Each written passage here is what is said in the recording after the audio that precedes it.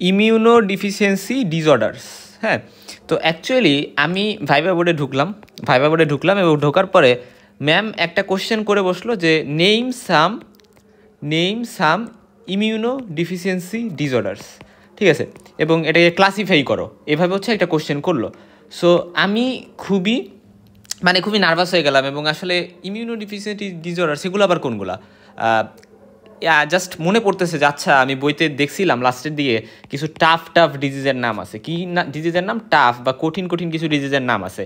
So actually immuno deficiency disorders আমরা যে ডিজিজগুলো নিয়ে পড়ি সেগুলো কিছু ডিফিকাল্ট নাম, যেগুলো আমাদের অনেক সময় মনে থাকে না। হ্যাঁ, সো আমি জাস্ট শুরুতে একটা এক্সাম্পল দেওয়ার সাথে কথাটা বললাম যে এরকম কিন্তু হয়, অনেকের ক্ষেত্রেই হয়েছে ইমিউনো ডিফিসিয়েন্সি ডিসঅর্ডার্স যখন আসলে জিজ্ঞেস করছে। হ্যাঁ, তাহলে আমরা এই ভিডিওতে ট্রাই করব ডিজিজগুলোর নামগুলো খুব সুন্দর করে মনে রাখা যায় কীভাবে সেটা বুঝতে, এবং প্রত্যেকটা ডিজিজ সম্পর্কে আমি কিছু ইনফরমেশন দিব, যে আমরা নামগুলোই জাস্ট পড়বো না, নট জাস্ট নেম, আমরা ডিজিজ সম্পর্কেও অনেক কিছু জানবো। এখন ইমিউনো ডিফিসিয়েন্সি ডিসঅর্ডার বলতে বোঝায় যে আমাদের ইমিউন সিস্টেমের যে বিভিন্ন কম্পোনেন্ট, যেমন ধরো টি সেল, তারপরে ধরো বি সেল, তো আবার আমি ধরলাম কমপ্লিমেন্ট, ঠিক আছে, বা আমি ধরলাম ম্যাক্রোফেজ বা ফ্যাগোসাইটিক যে সেল। সো এই যে ইমিউন সিস্টেমের যে পার্টগুলা, এই পার্টগুলার যদি কোনো প্রবলেম হয়, আইদার এগুলোর ডিফিসিয়েন্সি হয়েছে, আমি ধরলাম টি সেলের ডিফিসিয়েন্সি হয়েছে, বি সেলের ডিফিসিয়েন্সি হয়েছে, অথবা কমপ্লিমেন্টের ডিফিসিয়েন্সি হয়েছে। সো এইগুলার যদি প্রবলেম হয়, ডিফিসিয়েন্সি হয়, তাহলে যে ডিসঅর্ডার্স বা ডিজিজগুলো হবে সেগুলোকে আমরা বলতেছি হচ্ছে ইমিউনো ডিফিসিয়েন্সি ডিসঅর্ডার্স, ঠিক আছে। এগুলা দুই ধরনের মেনলি হইতে পারে, একটা হচ্ছে প্রাইমারি, একটা হচ্ছে সেকেন্ডারি।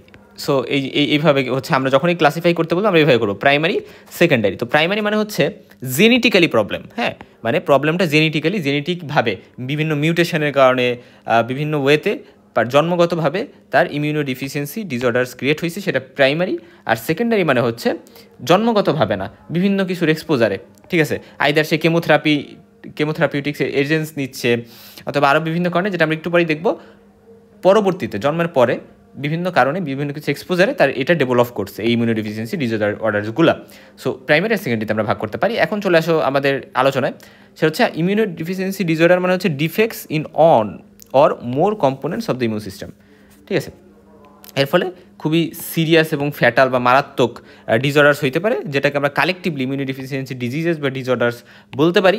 তো এখানে আমরা প্রাইমারিতে ভাগ করি, সেকেন্ডারিতে ভাগ করি। প্রাইমারি মানে হচ্ছে কনজেনিটাল, ঠিক আছে, যেগুলো জেনেটিক ডিফেক্টসের কারণে হয়, এবং ফর শিওর যে যদি ধরো টি সেল কমে গেল বা বি সেল কমে গেল, সো এগুলো যদি ডিফিসিয়েন্সি হয় তাহলে কী হবে, এগুলোর কাজই তো ইমিউনিটি মেনটেন করা, ইমিউন সিস্টেমকে সচল রাখা, এবং এগুলো যদি ডিফিসিয়েন্সি হয়ে যায় তাহলে হচ্ছে কি ইমিউনো ডিফিসিয়েন্সি হবে, অনেক বেশি ইনফেকশনের চান্স বেড়ে যাবে। যেমন ধরো এইডসে কী হয়, এইডসে CD4 প্লাস যেটা এই যে সেল, এটা কিন্তু খুবই কমে যায়, এটা কাউন্ট খুবই কমে যায়। সো এটার কাউন্ট যখন কমে যায় তখনই কিন্তু আমরা বলি, ইভেন 200-র নিচে যখন নেমে আসে তখন আমরা বলি সিভিয়ার ইমিউনো ডিফিসিয়েন্সি হয়েছে, কারণ এইটা তো ইমিউনিটি মেনটেনে সহযোগিতা করে, হেল্পার টি সেল যেটা। আচ্ছা, এখন আসো যে সেকেন্ডারি হচ্ছে এটা ডেভেলপ করবে আস্তে আস্তে, কিসের কারণে ডেভেলপ করতে পারে, ম্যালনিউট্রিশন, তারপরে ডিসিমিনেটেড ক্যান্সার, মানে যেটা অনেকটা মেটাস্টেসিস হয়ে গেছে, বিভিন্ন জায়গায় ছড়াই গেছে, অনেক অ্যাডভান্স স্টেজে চলে গেছে, বা ইমিউনো সাপ্রেসিভ বিভিন্ন ড্রাগস দিয়ে যখন ট্রিটমেন্ট নেওয়া হচ্ছে, অথবা ইমিউন সিস্টেমের সেলগুলোর যদি ইনফেকশন হয়, তাহলে এই সকল কারণে সেকেন্ডারিলি পরবর্তী লাইফে কিন্তু এটা মানে লাইফের যে কোনো টাইমে এটা অ্যাপিয়ার করতে পারে। কখন এক্সপোজার হয়েছে এই পজিটিভ ফ্যাক্টরগুলো দ্বারা, ম্যালনিউট্রিশন বা ডিসিমিনেটেড ক্যান্সার, এগুলো দ্বারা বা ইমিউনোসাপ্রেসিভটা কখন নিছে এগুলোর উপর ডিপেন্ড করে। আচ্ছা, এখন দেখো ইমিউনো ডিফিসিয়েন্সির কিছু কার্ডিনাল ফিচার আছে, 3টা পয়েন্ট আমরা মনে রাখবো। ফার্স্ট কথা, রিকারেন্ট ইনফেকশন হবে, রিকারেন্ট ক্রনিক ইনফেকশন। কেন? কারণ যেহেতু ইমিউন সেলসগুলাই আসলে এখানে ডিফিসিয়েন্সি থাকতেছে, ইমিউন কম্পোনেন্টগুলো, ফলে ইনফেকশন তো হবেই, ইনফেকশন হওয়ার চান্স বেড়ে যাবে, ব্যাকটেরিয়াগুলোকে কিল করতে বা এজেন্টসগুলো বা মাইক্রো অর্গানিজমগুলোকে কিল করা যাবে না সহজে। Inability to clear infections agents, antibiotic আমি দিছি বাট আমি কিল করতে পারতেছি না, কারণ আলটিমেটলি কিল করার জন্য আমার ইমিউন সিস্টেমের কম্পোনেন্টসই লাগবে, অ্যান্টিবডি দিয়ে আমি মানে অ্যান্টিবায়োটিক দিয়ে আর যাই দিই। সো এই জন্য কিন্তু এটা ইম্পর্টেন্ট। পাশাপাশি আনইউজুয়াল ইনফেকশন, মানে আমি অ্যান্টিবায়োটিক দিচ্ছি বাট দেখতেছি যে ইনফেকশিয়াস এজেন্টগুলো বডি থেকে ক্লিয়ার হচ্ছে না। আচ্ছা, আরেকটা হচ্ছে আনইউজুয়াল ইনফেকশিয়াস এজেন্টস, ঠিক আছে। সো এটাও আমরা কিন্তু অবজার্ভ করতে পারি যে ইনফেকশিয়াস যে নর্মাল এজেন্টস সেটা মানে আনইউজুয়াল একটা ফর্মে পাওয়া যাচ্ছে, কারণ হচ্ছে আমাদের যে ইমিউন কম্পোনেন্ট সেগুলো কাজ না করতে পারলে এরকমও হতে পারে যে ইনফেকশিয়াস এজেন্ট যেটা সেগুলা মানে আনইউজুয়ালগুলো বডিতে আসতেছে, যেগুলো বডিতে ইউজুয়ালি থাকার কথা না, স্টিল সেগুলো থাকতেছে। যেমন ধরো আমি ধরলাম যে নর্মালি আমরা কি জানি, ক্যান্ডিডা, ধরো একটা উদাহরণ দিলাম, ক্যান্ডিডা এটা হচ্ছে আমাদের বডির নর্মাল ফ্লোরা, তো এটা তো এখন মানে বডিতে তো এটা কোনো ভাবে ডিজিজ নর্মালি করার কথা না, কিন্তু ইমিউনো ডিফিসিয়েন্সির কারণে এটাও ডিজিজ করবে। সো এটাকে বলা হচ্ছে যে আনইউজুয়াল ইনফেকশিয়াস এজেন্ট, যেটা নর্মালি করার কথা না সেটাও করতেছে। এখন এখানে বেশ কিছু কথা লেখা আছে যে general features of immunodeficiency. ইমিউনো ডিফিসিয়েন্সির ফলে কী হবে? ফার্স্ট কথা, ইনক্রিজ সাসেপ্টিবিলিটি টু ইনফেকশন, অর্থাৎ ইনফেকশনের চান্স অনেক বেড়ে যাবে। এটা কমন একটা কথা যে ইমিউন সিস্টেম কাজ করতে পারতেছে না, ফলে ভাইরাস ব্যাকটেরিয়া কোনো কিছুই কিল হবে না, এগুলো এদের ইনফেকশন চালাই যাবে, এবং এর ফলে অ্যান্টিবডিও তো তৈরি হবে না ঠিকভাবে। ফলে অ্যান্টিবডি যদি তৈরি না হতে পারে তাহলে স্পেশালি পায়োজেনিক যে ব্যাকটেরিয়াগুলো আছে সেগুলো ইনফেকশন অনেক বেশি করবে, এবং সেল মিডিয়েটেড ইমিউনিটি যদি ডিফেক্ট হয় তাহলে সেই ক্ষেত্রে ভাইরাস, মানে আমরা কি জানছিলাম যে সেল মিডিয়েটেড ইমিউনিটি কাদের বিরুদ্ধে কাজ করে? ভাইরাস বা হচ্ছে ইন্টারসেলুলার বিভিন্ন মাইক্রোবস, ইন্টারসেলুলার মাইক্রোবস বলতে মাইক্রোব্যাকটেরিয়াম টিউবারকুলোসিস, ঠিক আছে, যেটা বা টিউবারকুলোসিস করে, এগুলার এর ইনফেকশনের চান্স অনেক বেড়ে যাবে। এটা ফার্স্ট পয়েন্ট গেল। সেকেন্ড পয়েন্ট আসো যে যাদের ইমিউনো ডিফিসিয়েন্সি আছে তারা কিন্তু মানে ধরো এই যে মানে এই ইমিউনো ডিফিসিয়েন্সি ডিসঅর্ডার যাদের হয়েছে এরা কিন্তু কিছু ক্যান্সারের হওয়ার চান্সও তাদের অনেক বেশি থাকে। যেমন ইমিউনো ডিফিসিয়েন্সি পার্সনদের ক্ষেত্রে এপস্টেইন-বার ভাইরাস দ্বারা মানে ইনফেকশনের চান্স বেড়ে যায়। ফলে এপস্টেইন-বার ভাইরাস আমরা জানি কার্সিনোমা করতে পারে। কী কী কার্সিনোমা করতে পারে?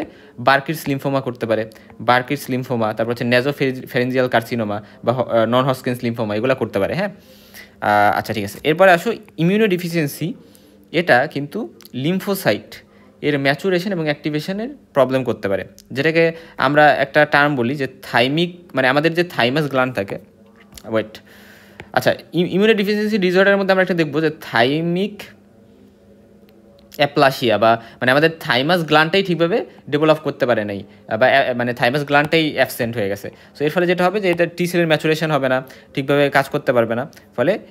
ফলে কী হবে যে পাশাপাশি দেখা যায় যে ধরো ইনএট বা অ্যাডাপটিভ ইমিউনিটি যে মানে ঠিকভাবে কাজ করতে পারতেছে না, রাইট? এবং প্যারাডক্সিক্যালি কিছু ইমিউনো ডিফিসিয়েন্সি কিন্তু অটো ইমিউনিটিও করতে পারে বা অটোইমিউন ডিজিজও করতে পারে। এই জিনিসটি ইম্পর্টেন্ট। আলটিমেটলি এগুলো অনেক কিছু করতেছে, এবং সাধারণত ইমিউনো ডিফিসিয়েন্সি মেজরলি আমরা যদি বলি যে ইমিউনো ডিফিসিয়েন্সি কিসের ডেফিসিয়েন্সির কারণে হতে পারে, কিছু phagocytic cell, complement, B cell, T cell, এগুলার মেইনলি ডেফিসিয়েন্সিকে ক্ষেত্রে হচ্ছে ইমিউনো ডেফিসিয়েন্সি হবে। এবং এটা ইদার কনজেনিটাল হতে পারে, তাহলে কনজেনিটাল হলে আমরা প্রাইমারি বলি, অ্যাকোয়ার্ড হতে পারে যেটাকে আমরা সেকেন্ডারি বলি। এখন প্রাইমারি ইমিউনো ডেফিসিয়েন্সি এর কথা যদি আমরা বলি যে কনজেনিটাল বা ইন্ট্রিনসিক ডিফেক্টসের কারণে, এবং এটা 100রও বেশি কিন্তু ইমিউনো ডেফিসিয়েন্সি ডিজিজ আমরা পাইছি যেটা কনজেনিটাল, ঠিক আছে। এবং দেখা যায় যে মানে 6 মাস বয়স থেকেই, মানে জন্মের সাথে সাথেই হয়েছে এরকম না, 6 মাস বয়স থেকেই দেখা যাচ্ছে যে এই ডিজিজের লক্ষণগুলো পাওয়া যাচ্ছে। এবং দেখা যায় যে যখন মায়ের বডি থেকে তো বাচ্চাতে কি যায়, ফেটাল সার্কুলেশনে যাবে, এবং ফেটাল সার্কুলেশনে অ্যান্টিবডি গেল, কিন্তু দেখা যায় যে ফেটাস থেকে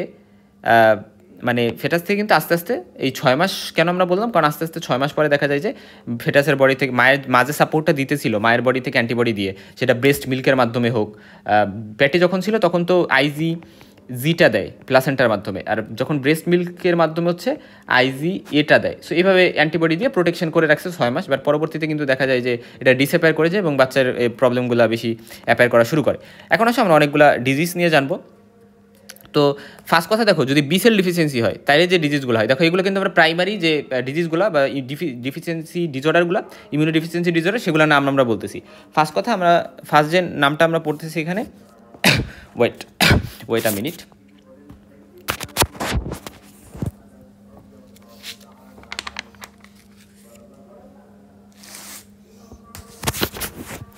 আচ্ছা ঠিক আছে, দেখো ফার্স্ট আমরা যে ডিজিজটার নাম পড়তেছি সেটা হচ্ছে এক্স লিঙ্কড একটা ডিসঅর্ডার, যেটা হলো ব্রুটনস গামাগ্লোবুলিনিমিয়া। হ্যাঁ, উচ্চারণটা একটু কঠিন। দেখো হাইপোগামাগ্লোবুলিনেমিয়া, সো নামটা একটু ভালো করে দেখো। এটা হচ্ছে আমাদের অ্যাকচুয়ালি, এটা কীভাবে মনে রাখবা যে হাইপো মানে কম, গামাগ্লোবিউলিন এই পর্যন্ত মনে রাখবা, গামাগ্লোবিউলিন, তারপরে ইমিয়া মানে ব্লাডে কম, এরকম বোঝায়। সো হাইপো মানে কম, ইমিয়া মানে ব্লাডে, আর গামাগ্লোবিউলিন এটা মানে বুঝাইছে আমাদের যে হচ্ছে আমরা জানি অ্যান্টিবডির মধ্যে একটা ক্লাস হচ্ছে আইজিজি। এই আইজিজি যেটা, এই আইজিজি এর যদি ব্লাডে বা সেরামে কম থাকে তাহলে সেটাকে আমরা হচ্ছে এই কন্ডিশনটা বলতেছি। তো এটা জন্মগতভাবে হইতে পারে, যেটাকে আমরা ব্রুটনস এ গামা গ্লোবিউলিনিমিয়াও বলতে পারি। হ্যাঁ, কি বলা হয়? ব্রুটনস এ গামা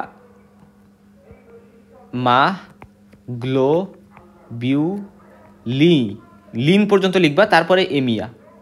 আচ্ছা ঠিক আছে। সো এইভাবে। হ্যাঁ, আচ্ছা এখন আসো যে অথবা এমন হইতে পারে যে সিলেক্টিভ কোনো immunoglobulin deficiency, either IGA deficiency অথবা আইজিএম অথবা আইজিজি, কোনো একটা সিলেক্টিভ মানে বা কোনো একটা ইমিউনোগ্লোবিউলিন ডিফিসিয়েন্সি। আচ্ছা, এর পাশে টি সেল ডিফিসিয়েন্সি। তো টি সেল ডিফিসিয়েন্সিতে দেখা যেতে পারে থাইমিক অ্যাপ্লাসিয়া হইতে পারে, যেটাকে আমরা হচ্ছে গিয়ে ডি জর্জ সিনড্রোম নামেও চিনি, ডি জর্জ সিনড্রোম। ঠিক আছে।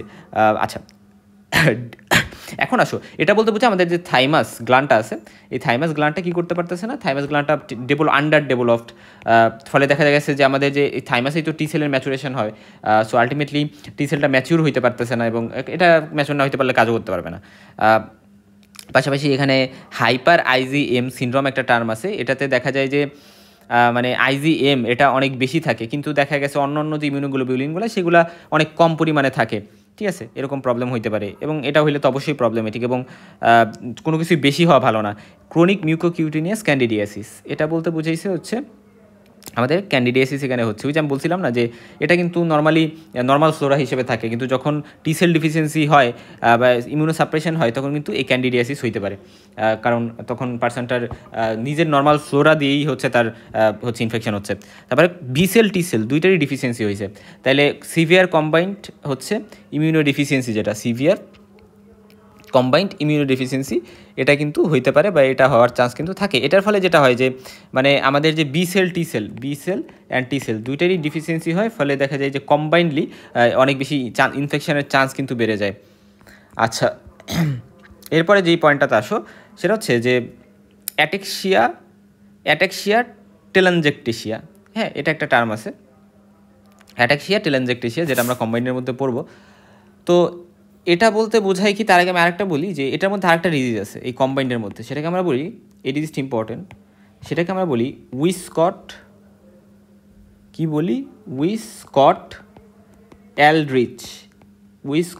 এলরিচ সিনড্রোম। এই সিনড্রোমটাতে মেইনলি যে ঘটনা ঘটে, যেখানে অনেক বেশি ইনফেকশনের চান্স থাকে। ফার্স্ট কথা রিকারেন্ট ইনফেকশন, এটা ফার্স্ট পয়েন্ট। সেকেন্ড পয়েন্ট হচ্ছে যে এখানে একজিমা থাকে, একজিমা। থার্ড পয়েন্ট, এখানে থ্রোম্বোসাইটোপেনিয়া থাকে, থ্রোম্বোসাইটোপেনিয়া মানে প্লাটিলেট কাউন্ট অনেক কমে যায়, থ্রোম্বোসাইটোপেনিয়া। সো এই যে তিনটা পয়েন্ট, অনেক ইনফেকশনের চান্স থাকে, রিকারেন্ট ইনফেকশন, একজিমা, থ্রোম্বোসাইটোপেনিয়া, এটা হচ্ছে উইসকট এলরিচ সিনড্রোম। এটা একটা কনজেনিটাল একটা ডিজিজ, যেটা হচ্ছে কম্বাইন্ডের মধ্যে আমরা ফেলতে পারি। আচ্ছা, এরপরে আসো যে অ্যাটাক্সিয়া টেলেনজেকটেশিয়া, যেটা এটা নিয়ে হচ্ছে আমি কথা বলবো। মেইনলি এটাতে যেটা হয় যে আমাদের যে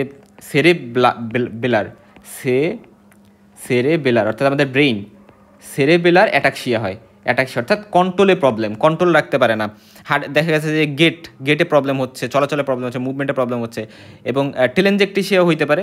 টেলেনজেকটেশিয়া বলতে বোঝায় যে ডাইলেটেড ভেসেলস, হ্যাঁ, ডাইলেটেড ব্লাড ভেসেলস। আচ্ছা, এখন কমপ্লিমেন্ট ডিফিসিয়েন্সির কারণে আমরা এটা আগেই জেনে আসছি যে অ্যানজিওইডিমা হইতে পারে। অ্যানজিওইডিমা এটা হচ্ছে C1 এস্টারেস, যেটা বা C1 ইনহিবিটর, এটা যদি মানে ডিফিসিয়েন্সি হয় তাহলে সেই ক্ষেত্রে অ্যানজিওইডিমা হইতে পারে, হেরিডিটারি অ্যানজিওইডিমা মানে swelling of different parts of the body, যেমন লিপস হইতে পারে, বা আমাদের থ্রট বা ল্যারিংসের ওই জায়গায় ইডিমা হইতে পারে, যেটা জন্মগত। এবং C3b এর কারণে হচ্ছে স্টাফাইলোকক্কাস অরিয়াস থেকে শুরু করে বিভিন্ন পাইজেনিক ইনফেকশনের চান্স বেড়ে যায়। 6, 7, 8 এগুলো হলে নিসেরিয়া যে ইনফেকশনস, এগুলোর চান্স বেড়ে যায়, গ্রাম নেগেটিভ যে নিসেরিয়া ইনফেকশনস। আচ্ছা, তারপর হচ্ছে ফ্যাগোসাইট যদি ডিফিসিয়েন্সি হয় তাহলে কি হইতে পারে, ক্রনিক গ্রানুলোমাটাস ডিজিজ কিন্তু হইতে পারে। আচ্ছা, তবে তার আগে আমি হচ্ছে আর একটা কথা বলে আসি, সেটা কি, আচ্ছা ওয়েট মিনিট, হ্যাঁ।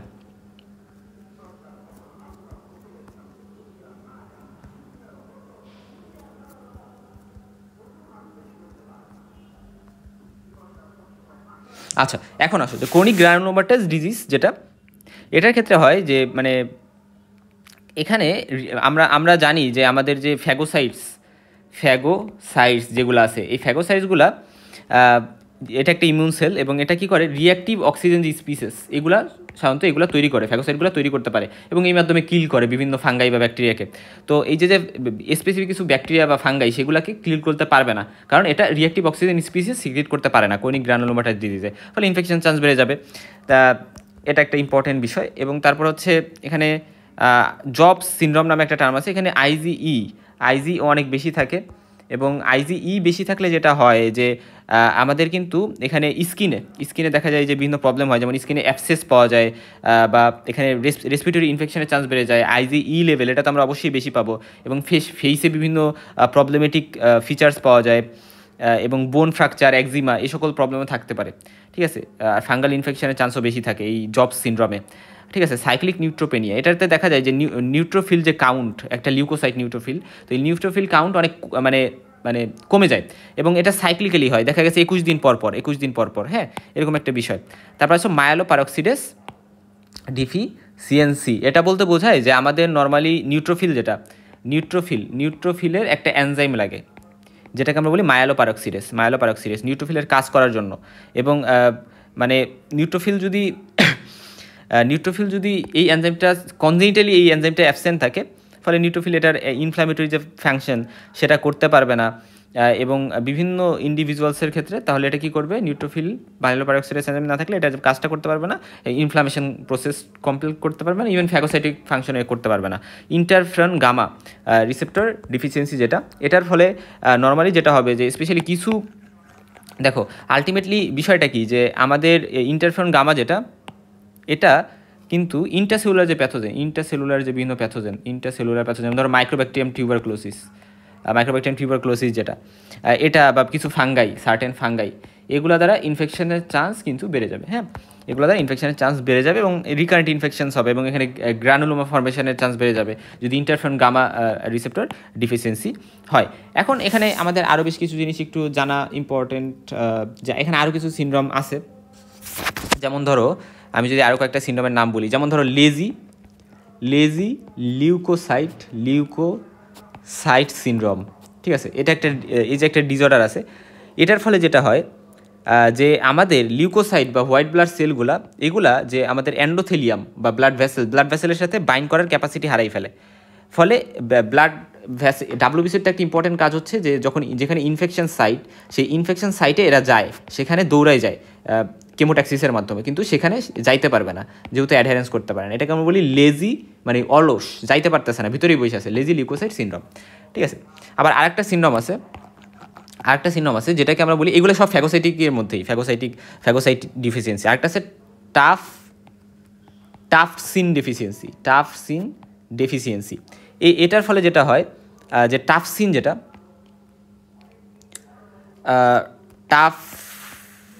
টাফটসিন, হ্যাঁ, এই টাফসিন একটা পেপটাইড, হ্যাঁ, এবং এই পেপটাইডটা আমাদের যে ফ্যাগোসাইটোসিস বা ইমিউন ফাংশনে একটা গুরুত্বপূর্ণ ভূমিকা পালন করে এই পেপটাইডটা বা প্রোটিনটা। তো টাফসিন যদি ডেফিসিয়েন্সি হয় তাহলে সেখানে প্রবলেম হবে। এবং আরেকটা ডিসঅর্ডার আছে, সেটাকে আমরা বলি হচ্ছে সোয়াচম্যান ডায়মন্ড সিনড্রোম। ডায়মন্ড বলতে হীরা যেটা, সোয়াচম্যান ডায়মন্ড সিনড্রোম। তো এটার ফলে মানে এটা বিভিন্ন অর্গানকে ড্যামেজ করে, যেমন ধরো বোন, বা হচ্ছে এটা আমাদের বোন বাদেও প্যানক্রিয়াস বা স্কেলিটাল যে মাসেল, বা আমরা বলতে পারি স্কেলিটাল যে মাসেলস, এইগুলোতে প্রবলেম করতে পারে। সো এরকম বিভিন্ন প্রবলেম কিন্তু এখানে এরা করার ক্যাপাসিটি রাখে। সো আমি অনেকগুলো ডিজিজ নিয়ে কথা বললাম যে এইগুলো হচ্ছে প্রাইমারি বা কনজেনিটাল। এরপরে সেকেন্ডারিগুলো দেখো যে বিসিএল ডিফিসিয়েন্সি, সেকেন্ডারিলি বা জন্মের পরে বিভিন্ন সময়ে বিভিন্ন কারণে বিভিন্ন কিছুর এক্সপোজারে কীভাবে বিসিএল ডিফিসিয়েন্সি হইতে পারে, সেটা হইতে পারে যদি মানে হাইপোগামা গ্লোবিউলিনেমিয়া থাকে অথবা ম্যালনিউট্রিশন থাকে, এর ফলে হচ্ছে গিয়ে মানে হয় পার্সেন্টেজ যদি এটা ডেভেলপ করে তাহলে বিসেল ডিফিসিয়েন্সি হতে পারে। যদি এইডস হয়, এইডসের ফলে মানে হেল্পার যে টি সেল বা CD4+ সেটার কাউন্ট কমে যাবে। মিজেলসের কারণে কিন্তু আমরা জানি যে ইমিউনো সাপ্রেশন হয়, ইমিউনিটি অনেক কমে যায় এবং এ কারণে ইভেন পারসিস্টেন্ট ডায়রিয়া থাকে মিজেলসের ক্ষেত্রে। এবং এর ফলে কী হয় যে ডিলেট হাইপার সেন্সিটিভিটি রিঅ্যাকশন হয় না, ফলে টি সেল ডিফিসিয়েন্সি এই সকল ক্ষেত্রে পাওয়া যেতে পারে, এইডস, মিজলস। তারপরে কমপ্লিমেন্ট ডিফিসিয়েন্সি পাওয়া যেতে পারে লিভার ফেলিওর, ম্যাল নিউট্রিশন এই সকল কারণে। ঠিক আছে, এক্ষেত্রে দেখা যায় যে লিভার ফেলিওরে কী হয় যে কমপ্লিমেন্টগুলো তৈরি হয় না এবং পায়োজেনিক ইনফেকশনের চান্স বেড়ে যায়, ব্যাকটেরিয়াল ইনফেকশনস। আচ্ছা, তারপর হচ্ছে স্পেশালি গ্রাম নেগেটিভ ব্যাকটেরিয়া বা স্টাফিলোকোকাস অরিয়াস দ্বারাও হতে পারে। আচ্ছা, তারপরে ম্যালনিউট্রিশন এর ফলে কী হয় যে কমপ্লিমেন্ট সিনথেসিস কিন্তু কমে যায়। এবং ফ্যাগোসাইটিক ডিফিসিয়েন্সি কী কী কারণে হতে পারে? নিউট্রোপেনিয়ার কারণে হতে পারে, যে নিউট্রোফিল কাউন্ট যদি 500 পার মাইক্রোলিটার এর থেকে কমে যায় তাহলে বিভিন্ন পায়োজেনিক ইনফেকশন হতে পারে। তারপরে হচ্ছে কোনিক ফ্যাটিক সিনড্রোমে, কোনিক ফ্যাটিক মানে হচ্ছে আনএক্সপ্লেইনড কজ অফ, মানে কোনো কজ নাই, আনএক্সপ্লেইনড ফ্যাটিক পাওয়া যাচ্ছে, এটাকে আমি বলি কোনিক ফ্যাটিক সিনড্রোম। ঠিক আছে, আচ্ছা, সো এইগুলো হচ্ছে বিভিন্ন সেকেন্ডারি কজ। আচ্ছা, এখন আসো যে সেকেন্ডারি যে এই যে মানে এইগুলার কারণে অর্থাৎ বিসেল ডিফিসিয়েন্সি হইলে কী কী হবে, মানে কী কী কজের কারণে আসলে বিসেল ডিফিসিয়েন্সি হয় সেটাও আমরা বলতে পারি, বা আমরা এটাও বলতে পারি যে আচ্ছা বিসেল ডিফিসিয়েন্সি আমরা হয়েছে এটা বললে কী কী থাকবে পার্সেন্টার, তাহলে এগুলো থাকবে বা এগুলো থাকতে পারে, এগুলো থাকতে পারে, সে একটা আরেকটার সাথে রিলেটেড। হ্যাঁ, এগুলার কারণে ফ্যাগোসাইটিক ডিফিসিয়েন্সি হচ্ছে, আবার ফ্যাগোসাইটিক ডিফিসিয়েন্সি হলে আমি এগুলো পাবো। সো বিষয়টা কি এরকম। আচ্ছা, এখন আসো যে আমরা যদি অ্যাজ হোল এটাকে আরেকটুভাবে ভাগ করি, যে আচ্ছা আমরা অ্যাজ হোল বলতে চাই যে সেকেন্ডারি যে ইমিউনো ডেফিসিয়েন্সি সেটার কী কী কারণ আছে, আমরা আলাদা করে যদি একটু ভাগ করে বলি সুন্দর করে, তাহলে ফিজিওলজিক কিছু কারণ আছে, থেরাপিউটিক কিছু কারণ আছে, অর্থাৎ কিছু মেডিসিন টাইপের বা থেরাপির কারণে হতে পারে, অথবা ইনফেকশনের কারণে হতে পারে। এই 3 ভাগে আমরা ব্রডলি ভাগ করতে পারি, বা ক্যান্সারের কারণে হতে পারে। সো 4টা ভাগে ভাগ করতে পারি। দেখো, ফিজিওলজিক্যাল কারণের মধ্যে যেমন ম্যালনিউট্রিশন থাকলে, এনার্জি মেটাবলিজম এটাতে প্রবলেম থাকলে, বা বিভিন্ন ট্রেস মেটাল যেগুলো আমাদের বিভিন্ন মিনারেলস, ইম্পর্টেন্ট মিনারেলস, সেগুলো যদি ডিফিসিয়েন্সি থাকে, ভিটামিন ডিফিসিয়েন্সি যদি থাকে, এগুলো হচ্ছে ফিজিওলজিক একটা ডিফিসিয়েন্সি যেটা বডিতে থাকা উচিত বা নাই। আর আরেকটা হচ্ছে থেরাপিউটিক, যেমন বিভিন্ন আয়োনাইজিং রেডিয়েশন পার্সেন্টটা এক্সপোজার হয়েছে, অথবা সাইটোটক্সিক বা ক্যান্সার ড্রাগ সে নিছে, অ্যান্টি ইনফ্লামেটরি বিভিন্ন ড্রাগ যেমন কর্টিকোস্টেরয়েড নিছে, তারপর হচ্ছে ইমিউনো সাপ্রেসিভ বিভিন্ন ড্রাগ যেমন সাইক্লোস্পোরিন, তারপর হচ্ছে টেক্রোলিমাস, র্যাপামাইসিন, এ সকল ইমিউনো সাপ্রেসিভ ড্রাগস নিছে। এটা হইতে পারে বিভিন্ন তার অর্গান ট্রান্সপ্লান্টেশনের কারণে ইমিউনো সাপ্রেসিভ ড্রাগ নেওয়া লাগতেছে। আচ্ছা, তারপর হচ্ছে ইনফেকশন যেমন হচ্ছে HIV, এপস্টাইন-বার ভাইরাস, তারপরে সিস্টোসোমা রাইট, এটা হচ্ছে একটা ট্রেমাটোড। আচ্ছা, তারপর হচ্ছে হারপিস ভাইরাস, তারপর হচ্ছে হিউম্যান সাইটোমেগালো ভাইরাস, এটা একটা হারপিস ভাইরাসের মধ্যেই পড়ে। তারপরে ক্যালামাইডিয়া এটা একটা ব্যাকটেরিয়া।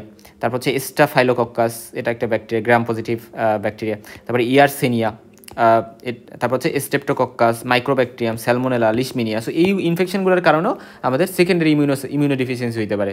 তারপর আসলে মাল্টিপল বিভিন্ন ক্যান্সার, যেমন ধরো আলটিমেটলি যে কোনো ক্যান্সারে কিন্তু আসলে ইমিউনো সাপ্রেশন হবে, স্পেশালি মাল্টিপল মায়োলোমা, তারপর হচ্ছে বার্কিস লিম্ফোমা, তারপর হচ্ছে এখানে ওয়েলডেনস্টোমস ম্যাক্রোগ্লোবি নিমিয়া, তারপর হচ্ছে ক্রনিক লিম্ফোসাইটিক লিউকেমিয়া, তারপর হচ্ছে স্মল লিম্ফোসাইটিক লিম্ফোমা।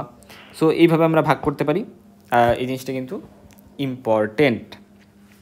আচ্ছা, দেখো এখানে লিউকেমিয়ার ক্ষেত্রে এটা তোমরা প্যাথোলজিতে পড়ছো যে যদি এটা হচ্ছে কি এটা ক্রনিক, এই জন্য লিম্ফোসাইটিক বলা রাখছে। বাট যদি অ্যাকিউট হইতো তাহলে কি, অ্যাকিউট হইলে কিন্তু আমার অ্যাকিউট লিম্ফোব্লাস্টিক বলা লাগতো, অর্থাৎ অ্যাকিউট হইলে সেটাকে আমরা লিম্ফোব্লাস্টিক বলতে হয়, আর ক্রনিক হইলে সাইটিক বলতে হয়। সো এই জিনিসটা ইম্পর্টেন্ট। সো এই জিনিসগুলা, এই কারণগুলো, সো বেসিক্যালি এইগুলাও কস, এই যেগুলো বললাম এগুলাও কস। স্পেশালি আমরা আলাদা আলাদা করে যাচ্ছি যে কোনটাতে বি সেল ডিফিসিয়েন্সি হবে, কোনটাতে টি সেল হবে, কোনটাতে কমপ্লিমেন্ট হবে, কোনটাতে হচ্ছে ফ্যাগোসাইট ডিফিসিয়েন্সি হবে। পাশাপাশি আমি যদি কজগুলোকে আরেকটু সুন্দর করে মানে সাজে গুছিয়ে বলতে চাই, এভাবে বলতে পারি। বাট এটাও কিন্তু সুন্দর, কারণ এটাতে আমি আলাদা করে বলেই দিচ্ছি যে কোনটাতে বি সেল, কোনটাতে টি সেল, কোনটাতে কমপ্লিমেন্ট, কোনটাতে ফ্যাগোসাইট ডিফিসিয়েন্সি হয়। আচ্ছা, এরপর আসা যাক যে কীভাবে একটা দেখো এখানে একটা কন্ডিশনের কথা বলা হয়েছে, একজন 9 মাসের বয়সী একটা বাচ্চা, অবশ্যই তার রিকারেন্ট পায়োজেনিক ইনফেকশনস হচ্ছে, অনেক বেশি ইনফেকশনস হচ্ছে। তা আন্ডারলাইং ইমিউনো ডেফিসিয়েন্সির কজ কী হতে পারে? যেহেতু সে বাচ্চা, তার মানে তার প্রাইমারি কজ থাকবে মেইনলি। সো যেহেতু প্রাইমারি কজ থাকবে, তাই এখানে আমরা প্রাইমারি তুই যে যতগুলো কজ পড়ছিলাম তার মধ্যে কিন্তু অলমোস্ট সবগুলো এখানে দিতে পারবো। আমি বি সেল ডিফিসিয়েন্সির কারণে কী কারণে হয় সেগুলো দিতে পারবো, কমপ্লিমেন্টের কারণে কী হয় সেগুলো দিতে পারবো, আমি এখানে ফ্যাগোসাইট ডিফিসিয়েন্সি কী কারণে হয় সেগুলো দিতে পারবো, আমি এখানে টি সেল ডিফিসিয়েন্সি কী কারণে হয় সেগুলো কিন্তু দিতে পারবো। সো এই জিনিসগুলো ইম্পর্টেন্ট।